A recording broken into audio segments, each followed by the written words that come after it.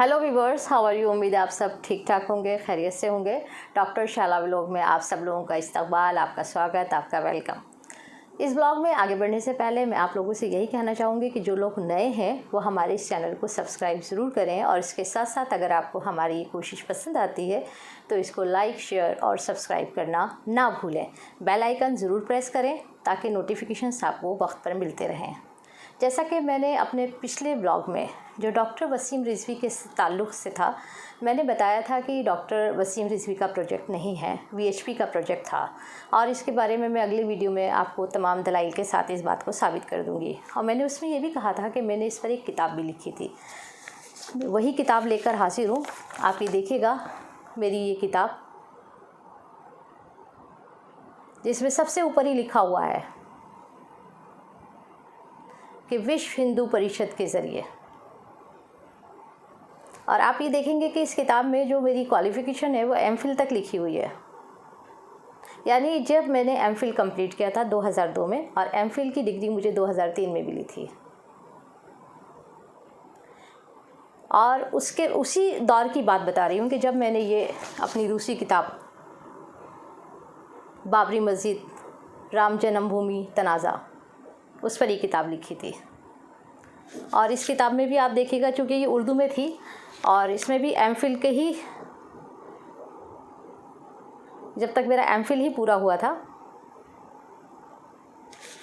तो इन दोनों किताबों को दिखाने का मेरा मकसद यही है कि मैं आपको ये बता सकूं कि डॉक्टर वसीम रिजवी कितना झूठ बोलते हैं, कितने ज़्यादा झूठ से वो काम ले रहे हैं।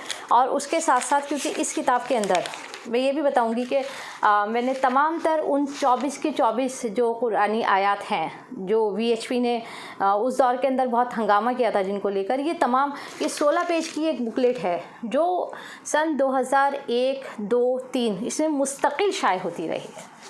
तो मेरा कहने का मकसद यही था कि वसीम रिजवी साहब को, क्योंकि वो एक ज़िम्मेदार इंसान अपने आप को बताते हैं, साबित करने की कोशिश करते हैं, तो उन्हें इन तमाम चीज़ों के साथ इस तरह से खेलना नहीं चाहिए।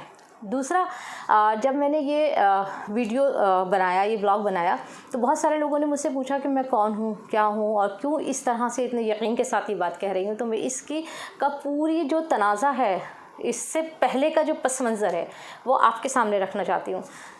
ये बात उन दिनों की है कि जब मेरा मैगज़ीन महफ़िल सनम शाये होता था, क्योंकि 2005 में वालदा के इंतकाल के बाद कुछ और हालात ऐसे रहे कि मैंने कि बहुत टफ़ दौर था, क्योंकि मैं अपनी मदर से बहुत अटैच थी। तो उसके बाद से फिर मैंने इस मैगज़ीन को तकरीबन बंद कर दिया था। तो जब इस मैगज़ीन का इजरा हुआ, तो इसका इजरा भी मुख्तार अब्बास नकवी साहब के हाथों हुआ था। उस टाइम में वो INV मिनिस्टर हुआ करते थे। फिर मेरे एक दोस्त डॉक्टर रज़ा हैदर, जिनका अभी पिछले दिनों ही कोरोना से इंतकाल हो गया है, वो एट प्रेजेंट जो थे वो गालिब इंस्टीट्यूट के डायरेक्टर थे। तो मैं उस दौर की बात कर रही हूँ जब वो वहाँ पर जॉब किया करते थे। डायरेक्टर वो बाद में बने। तो उन्होंने एक आर्टिकल लिखा RSS पर। वो आर्टिकल उन्होंने मुझे कहा कि ये बहुत लंबा है और इसको छापने की हिम्मत हर कोई नहीं कर सकता, क्योंकि मेरे बहुत अच्छे दोस्तों में से थे। तो उन्होंने मुझसे कहा कि क्या मैं उनका ये आर्टिकल छापूँगी। मैंने कहा यकीनन छापूँगी।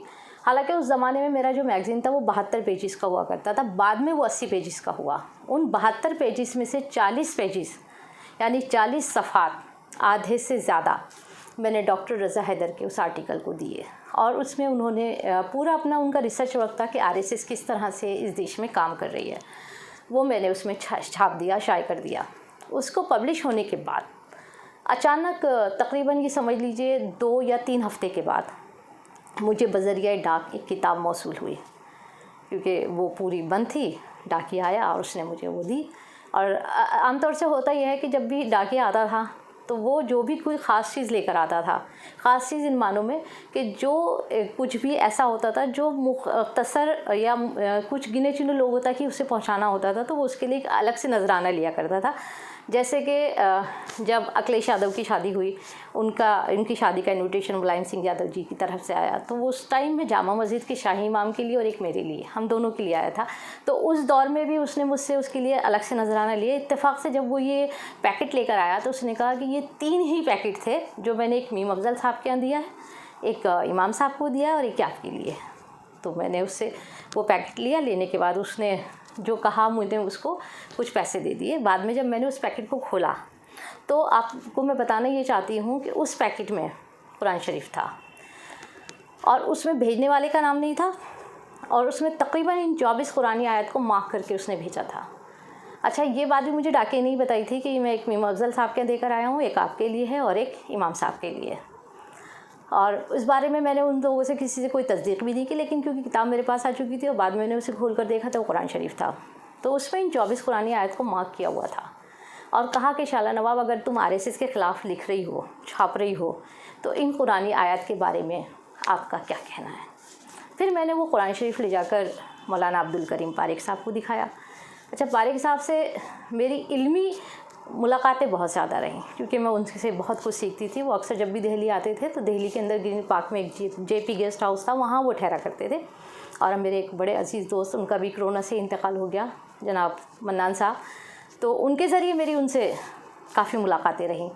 तो मौलाना साहब ने मुझे से वो कुरान शरीफ लिया, देखा, एक सेकंड के लिए मुस्कुराया और कहा कि शाला, तुम में लिखने वाली जो ये आग है इसे दबाना मत, और अगर तुम इसको कुरान शरीफ, हदीस और इस्लाम की रोशनी में ले आओ तो इसमें 4 चांद लग जाएं। बस मैंने वहीं से उनकी इस बात को दम से ही समझ लीजिए, जैसे मुहावरे की ज़बान में कहते हैं ना, गिरा बांध लिया। मैंने ऐसा ही किया। तो मैंने उनसे कहा कि मौलाना, मुझे ये संस्कृत पढ़ने के लिए, समझने के लिए मेरी कुछ मदद आप कर दीजिए। तो उन्होंने मुझे स्वामी अग्निवेश जी का रेफरेंस दिया। तो मैं कहना ये चाहती हूँ कि इसमें मैंने बहुत सारे वही श्लोक जो गीता, महाभारत, रामायण, गुरु पुराण, विष्णु पुराण, इन सब में मौजूद थे, वहाँ से लेने के बाद वो भी उन आयत के हवालों के साथ इसमें लिखे। हालांकि कुरान आसमानी किताब है और उसका किसी भी किताब से कोई मुकाबला नहीं है, जो हमारा मानना है। लेकिन जो किताब जहाँ हम रहते हैं, हिंदुस्तान में हम रहते हैं, जो दूसरों की मुक़द्दस किताब है, मैंने उनके हवाले से भी, क्योंकि वो उनके लिए बहुत मोतबर मुक़द्दस किताब है, ये हमारी मुक़द्दस किताब है, मैंने उसके श्लोक भी इसमें शामिल किए और मेरे इस काम को बहुत पसंद किया गया। और ये समझ लीजिए कि इसका पहला एडिशन ही तकरीबन 3.5 लाख की तादाद में छपा था। तो मेरा मकसद इस किताब को बताने का नहीं है, मेरा ये कहना है कि वसीम रिजवी जिन कुरानी आयत का जिक्र कर रहे हैं वो 24 कुरानी आयत थी, जो बाद में आगे चलकर 26 कुरानी आयत हो गई। मेरा BJP से कोई झगड़ा नहीं, क्योंकि मैं उस घर और ख़ानदान से ताल्लुक़ रखती हूँ जहाँ अक्सर शाम को 4 बजे अटल बिहारी वाजपेयी और सिकंदर बख्त मेरे वालिद के साथ चाय पिया करते थे। हमने उस घर ख़ानदान में आँख खोली है जहाँ पॉलिटिक्स आँख खोलते ही हमने देखी है, अलग अलग पार्टीज़ के अंदर। मैं ख़ुद अपने बारे में बताना चाहती हूँ कि मेरी परवरिश ख़ुद डॉक्टर मुक़ीमुद्दीन फ़ारूक़ी साहब, कॉमरेड मुक़ीमुद्दीन फ़ारूक़ी साहब के छत्र छाया में हुई, क्योंकि उनका ऑफ़िस भी मेरे अब्बाजान के ऑफ़िस से बिल्कुल पास में था, जुड़ा हुआ था, और अक्सर दिन में 50वें चक्कर वहाँ के लग जाया करते थे। तो मैं बहुत छोटी सी वहाँ जाती थी। तो हमने बचपन से आँख खोलते ही बड़े बड़े लीडरान को, जो बाअखलाक हुआ करते थे, जो वाकई लीडरशिप में एक मकाम रखते थे, जिनको हम बड़े फ़ख्र से सियासतदान कहते हैं, उन सब लोगों के बीच में मेरी परवरिश हुई है। और उसके साथ साथ मैं ये भी बता दूं कि जब मेरी किताब पब्लिश हुई तो मेरे एक दोस्त ने मुझसे ये कहा कि अगर वाकई मुझ में इतनी हिम्मत है तो मैं कभी ये किताब अडवाणी जी को ख़ुद ले आकर दूँ। उस ज़माने में अडवाणी जी का बहुत ज़बरदस्त दौर था। तो मैं ख़ास तौर से पार्लियामेंट हाउस जाया करती थी, और पार्लियामेंट हाउस जाने की मेरी वजह यही हुआ करती थी कि डॉक्टर मनमोहन सिंह को मेरे मैगज़ीन के एडिटोरियल्स बहुत पसंद आते थे। तो महीने में एक आध मुलाकात मेरी उनसे उस सिलसिले में वहाँ ज़रूर होती थी। और ये भी मेरे लिए एक शर्फ़ रहा कि उन्होंने कभी भी मुझसे टेबल के आर पार बैठकर बात नहीं की। उन्होंने हमेशा सोफ़े पर बैठकर मुझसे बातचीत की। तो एक दिन मैं उनके ऑफ़िस से बाहर निकल रही थी तो सामने मुझे अडवाणी जी दिखाई दिए। मैंने उनसे रिक्वेस्ट की कि मुझे आपके 2 मिनट चाहिए। तो वो मुझे अपने ऑफ़िस पे ले गए। मैं वहाँ गई, मैंने उनको अपनी ये बाबरी मस्जिद वाली किताब और ये जो किताब जिसका मैं ज़िक्र आपसे कर रही हूँ 24 कुरानी आयत के हवाले से, ये किताब भी मैंने उनको दी और उनसे कहा कि मुझे आपकी राय का इंतज़ार रहेगा। हालांकि उन्होंने उस पर कोई राय नहीं दी और मुझे यही उम्मीद थी कि कोई राय नहीं आएगी, लेकिन ये है कि मेरी जो कोशिश थी मैंने की और मैंने वहाँ तक पहुँचा दी। तो मेरा कहने का मकसद यही है कि वसीम रिजवी जैसे लोग ये कोई नए नहीं हैं, ये एक सीरीज़ चली आ रही है। मुस्लिम नाम मुस्लिम नाम के सहारे हमें अपनी घटिया शोहरत, सस्ती शोहरत हासिल करने के लिए हम जिस तरह से भी चाहें, जैसे भी चाहें, चीज़ों को मैनिपुलेट करके और तोड़ मरोड़ के, जैसे मैंने कहा कि 24 कुरानी आयत थी, 26 हो गई। और ये प्रोजेक्ट VHP का था, जिसको वसीम रिजवी अपना प्रोजेक्ट बता रहे हैं कि मैंने ये किया है, मैंने वो किया, मैंने एक मॉडल कुरान बनाया है। अस्तगफिरुल्लाह, मैंने पहले भी इसके बारे में ज़िक्र किया था। तो मैं यही बताना चाहती हूँ कि मैं अपनी इस किताब क्या, ये किताब तो मैं बहुत पहले लिख चुकी, जब मैं MPhil में हुआ करती थी। अब तो मेरा दिल्ली यूनिवर्सिटी से, ये समझ ली 2014 में मैंने LLB भी कंप्लीट कर लिया।